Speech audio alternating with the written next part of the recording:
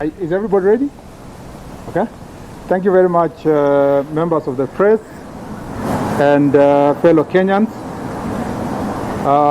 This afternoon marks yet again that great opportunity as the people of Kenya to continue the journey of defending our democracy. Shakespeare once said that something is rotten in the state of Denmark, and nothing describes that situation than the situation we find ourselves in at the moment. But you know, in the same play, the response was that heaven will intervene. You are all aware that there is a story in the media, yet to be confirmed, that there was a purported Jubilee PG today, which PG suggested changes in leadership and to remove the majority leader, which is myself, and the majority whip, Senator Susan Kihika. And we would like to state as follows. Number one, that there was no invitation that was extended to any of us, especially 22 Jubilee senators whom we've been caucusing from yesterday to this morning. When we saw the story in the media, there was no invitation extended to us for a meeting whose objective is to remove the majority leader and the whip. Number two, we have caucused as Jubilee senators. We are the majority, and at the moment, together with one PDR member, we are 35.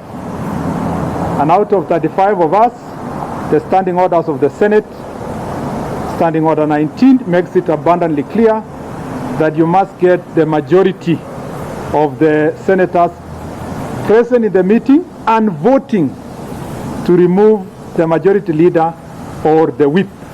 And in this case, the majority leader and the whip. There must be 18 senators who are available to vote and remove us.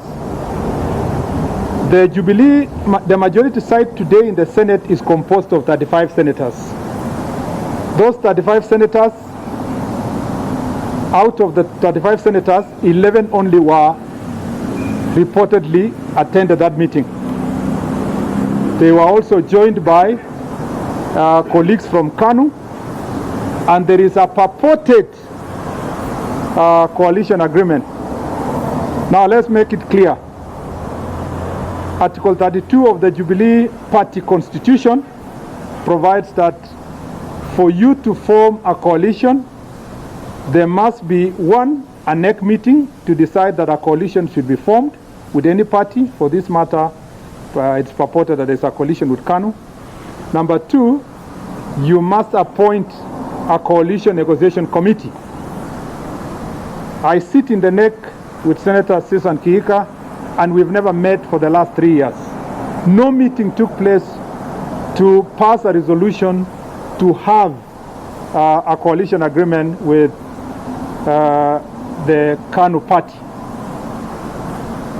And therefore, the purported argument that KANU would have participated within the precincts of the law, and particularly the Standing Order 19, in voting us out, or a KANU member being voted to be a leader in Jubilee, that is preposterous, that is laughable, that is the biggest joke you can have in this part of the town.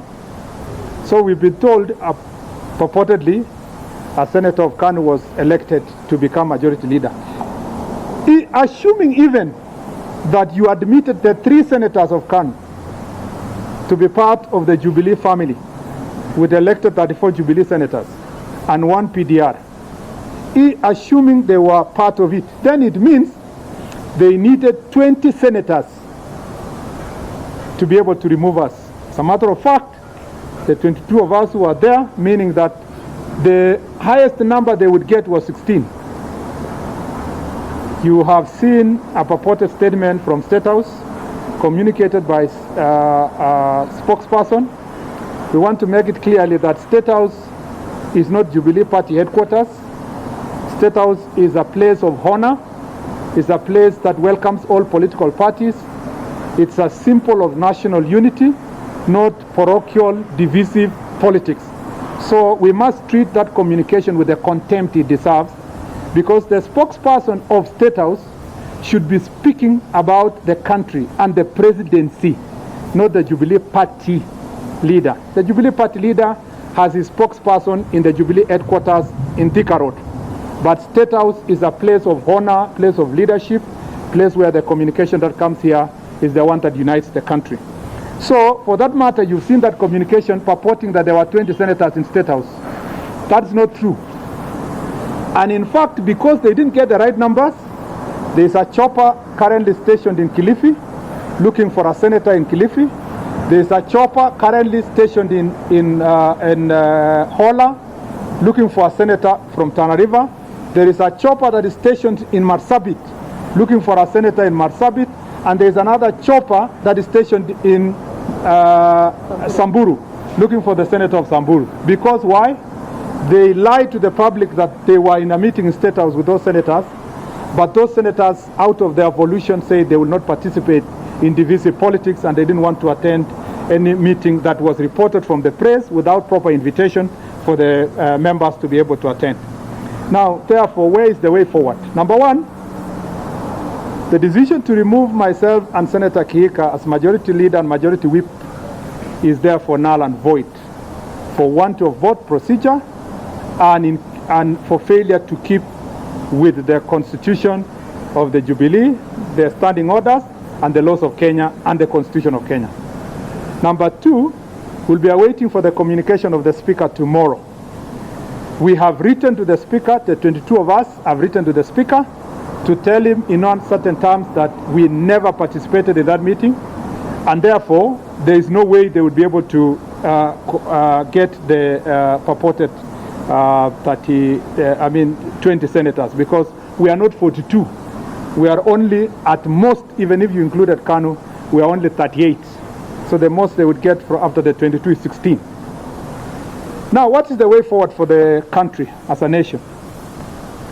A lot of attack has been directed on some of us for speaking the truth and speaking the truth. And the Bible says that ye shall know the truth, and the truth will set you free. Today we are gathered here to let you know that the truth is that there was no meeting of Jubilee. There was no meeting to remove us. The meeting did not have the number of people they are purporting that they had to remove us. And therefore we will proceed to perform our responsibilities and duties with honor that was bestowed upon us by the people of Kenya and the fellow senators of Jubilee. To President Uhuru Kenyatta, I want to tell him that we have maximum respect on President Uhuru Kenyatta. We don't harbor any grudge against him. We do not understand where the anger comes from that is being directed to us.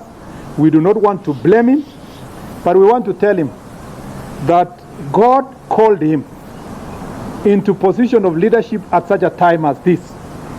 And Your Excellency President Uhuru Kenyatta, we have served with you. I know you very well. I know your strengths. I know your weaknesses. And I want to say that we will continue praying for you, because the world at the moment is facing a serious pandemic that has affected the economy of this country. There are so many jobless people now because of this pandemic. There are so many Kenyans, hustlers, who do not have food. Our conversation, Your Excellency, should not be about Murkomen. It should be about that hustler in Mukuru Kwanjenga, the one who was removed in Kariobanki. The focus of the country, as we speak at the moment, should be about the people who need our services more than about ourselves, removing ourselves here and saying, Mr. This should get a job, Mr. This should get another job. We will not relent in putting our focus on those issues. We'll continue raising issues that are affecting our country. We'll continue pushing for the future of this country. Luckily, with God's grace, as you can see, we are just, if you were to compare the day with our political life, we are just at 8 o'clock in the morning. We have a long way. I think politically, we want to wish the president well, because it's at 4 o'clock, maybe approaching 5. And therefore, we do not want to have a quarrel with the president. We want to focus on supporting him so that it reaches 7 o'clock and his political lifespan comes to an end. He will have a legacy to show the people of Kenya. It cannot be that the legacy of the president is wrangles within Jubilee. Lastly, we want to ask the president that please help us. Let us support this thing called handshake. If it's uniting everybody, start at home. There is no way you can preach the gospel to the Gentiles when the Jews have not been converted. So it must start from Jerusalem, like the Bible says. And your Jerusalem is Jubilee. And we are ready. We've been waiting for that moment that we can be able to have a sitting as Jubilee and we move forward. I want to tell Kenyans that if the situation continues,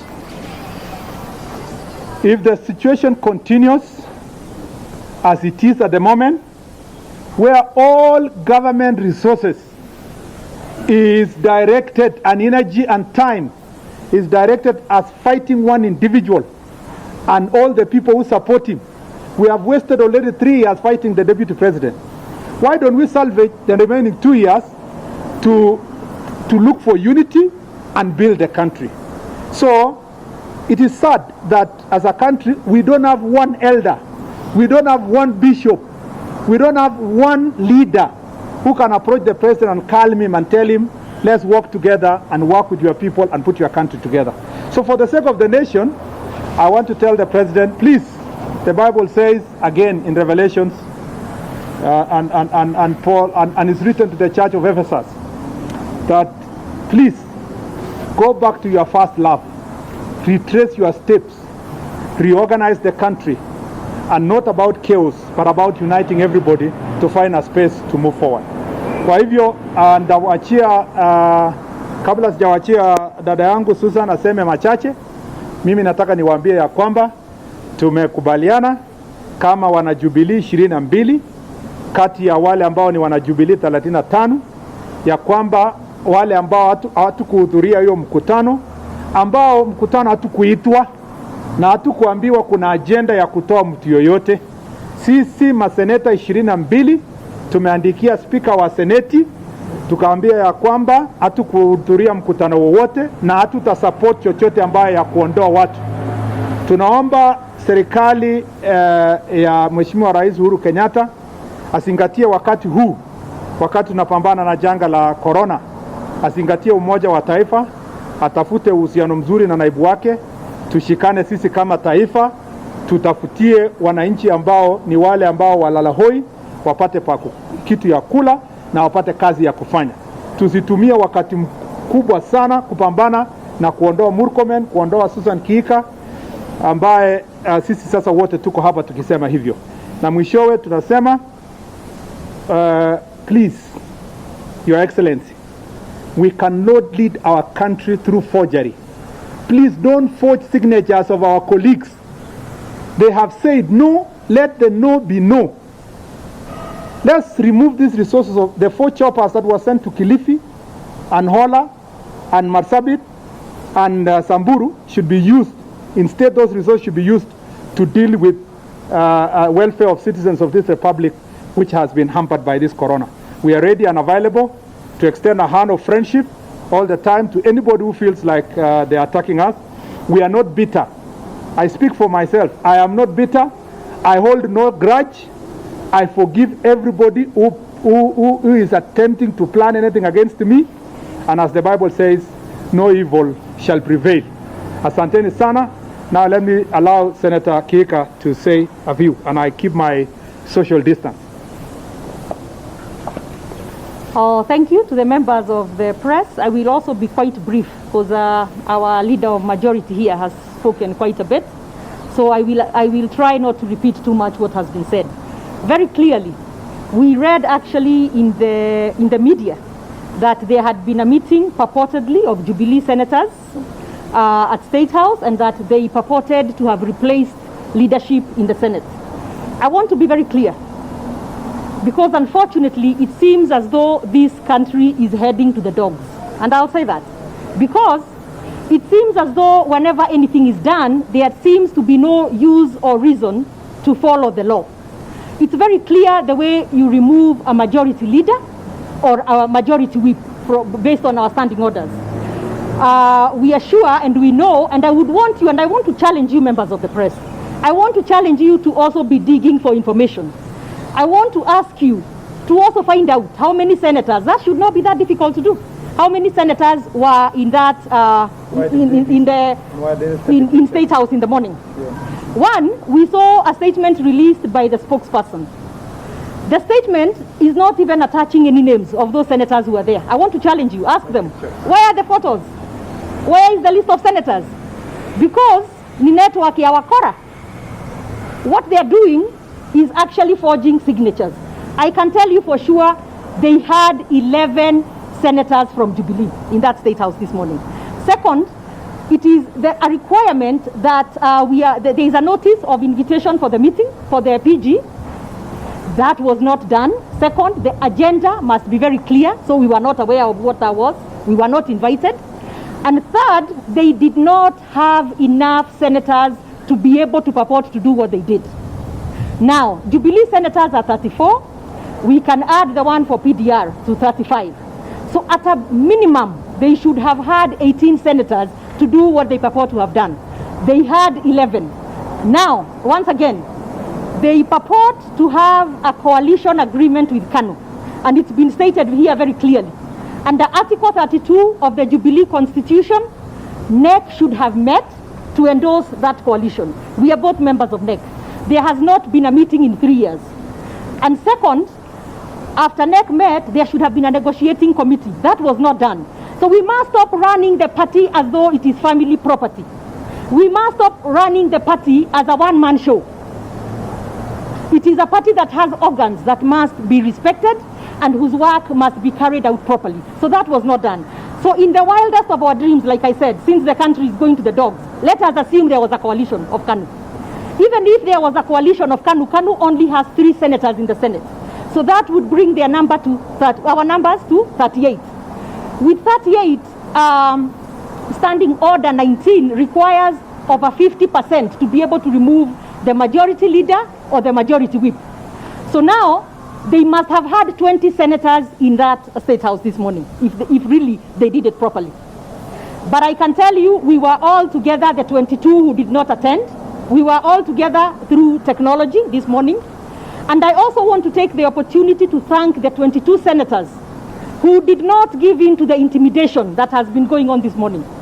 We, like you heard, right now as we speak, they have choppers roaming in Hola, in Samburu, in Marsabit, and in Kilifi, trying to bring those senators so they can sign. And that is the reason. And I challenge you, that is the reason you have not seen a list of the purported 19 senators, because I've had their 19. You have not seen the list because they're trying to cook signatures or trying to intimidate the senators coming in to sign. In fact, I've seen some of the nominated ones being told, if you don't sign, we shall take away your nomination. And like somebody said, these are not things that you just do that way, and we must follow the law. So what we are saying, going forward, it is null and void whatever they purport to have done this morning. And in fact, I'm very saddened. I wish the president was busy uniting the country. I wish the president was helping us as Kenyans with the issues of corona, so that we can make sure people have food, people have the necessary medical resources that are needed, so that we can move the country forward. I am saddened that at this point in time, when we are sitting as a country trying to figure this pandemic out, that we are having issues of division in State House, of all places in this country. But what we are saying is we shall proceed with our work. I will continue as the majority whip, and Senator Murkomen will continue as the majority leader. And if they want to remove us, it is okay. But they need to do it properly, follow the law, follow the guidelines, and use the standing orders to do so, and have the proper numbers. So anyway, I finish by still again thanking the 22 senators who have remained firm despite a lot of intimidation today. And we thank you for being here with us this afternoon. And I would also say it's just really an unfortunate time to be doing all this.